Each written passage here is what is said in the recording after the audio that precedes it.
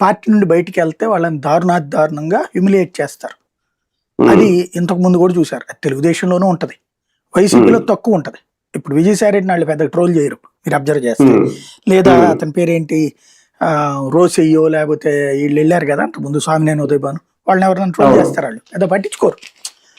జగన్కి ఏం కాదులే అనేటట్టు ఉంటారు. లేకపోతే కనుక సరే వాళ్ళే తెప్పలయ్యి ఆడుకుంటాయి అనుకుంటారు. వీళ్ళు బయటకు వెళ్ళిన వాళ్ళని వెంట పట్టి ట్రోల్ చేసే తక్కువ. ఈవెన్ అప్పుడు మీరు 23 మంది ఎమ్మెల్యేలు వెళ్ళినప్పుడు కూడా అదే టీడీపీ నుంచి వెళ్తే వల్లభనేని వంశీని ఎంత దుర్మార్గంగా చూపించారు, కొడాల నానిని ఎంత దుర్మార్గంగా చూపించారు. అట్లాగే వెళ్తే గనక ఇప్పుడు గిరిని మద్దాల గిరిని మళ్ళీ కర్ణం బలరాం జోలికి పోలా వాళ్ళు.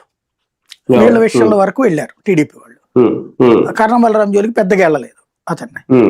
గణేష్ మళ్ళీ వాసుపల్లి గణేష్ ని బాగా ట్రోల్ చేశారు అప్పుడు. జనసేనలో బయటికి వెళ్తే అట్లాగే ఉంటది ప్రాబ్లం. రాపక వరప్రసాద్ని ఎంత అటాకింగ్ ఇచ్చారు.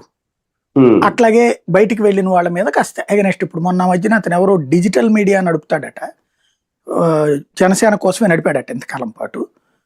ఈ మధ్యన అతను ఏదో మానేసి వైసీపీ వైపుకి వెళ్ళాడు. అతన్ని బాగా ట్రోల్ చేస్తున్నారు.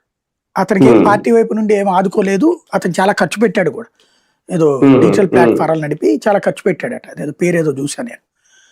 అతను జగన్ ని గెలిచాడు, ఇక అతన్ని పట్టుకుని చాలా ట్రోల్ చేస్తున్నారు అనమాట వైసీపీ. కుక్క లేకపోతే కోవర్ట్ ఇట్లాంటి కుక్కలు మేము చాలా చూసాం ఇట్లాంటి. అట్లాగే ఇప్పుడు ఈయన ఈ వయసులో అలాంటి నెగిటివ్ పెట్టుకోవడానికి సిద్ధంగా లేడు. ఈయన